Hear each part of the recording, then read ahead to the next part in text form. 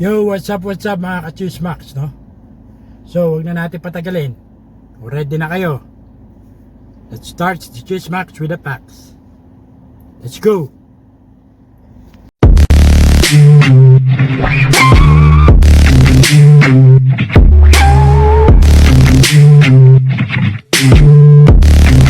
Alam mo ba, nausap-usapan ngayon si John Estrada na spotted sa isang bar na may kasamang babae. Ayon sa uploader ng video ay magchi-chill muna daw si Rigor. Viral na ngayon ang naturang video na umabot na sa mahigit 2 million views. Usap-usapan tuloy ng mga netizens na baka girlfriend niya ang kasamang babae sa bar.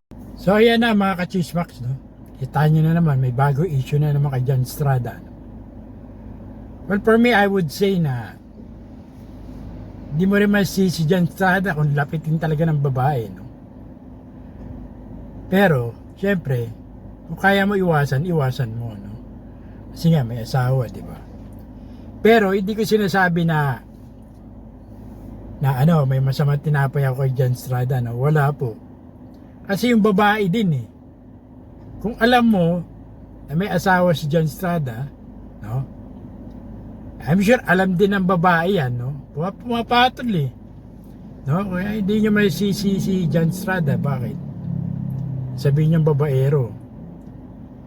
Siguro babaero pero siya yung lapitin, eh.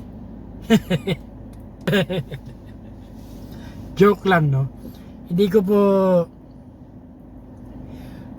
pinapatronize yung gawain ni John Estrada, no? Sinasabi ko lang po, hindi nyo rin masisisi si John Estrada, dapat yung babae din.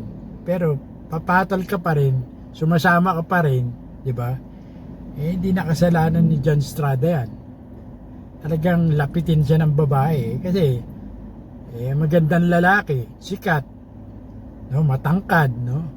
Syempre, yun naman yung mga hanap ng mga babae pag nakitang pogi, no.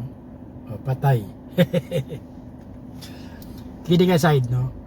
Pero syempre, nakakawa naman yung asawa ni John Estrada. Hindi na natin alam kung ano estado nila, no. Pero for me, I would say na hindi lahat kay John Estrada ang sisi. Siyempre, mga babae din na lumalapit sa kanya.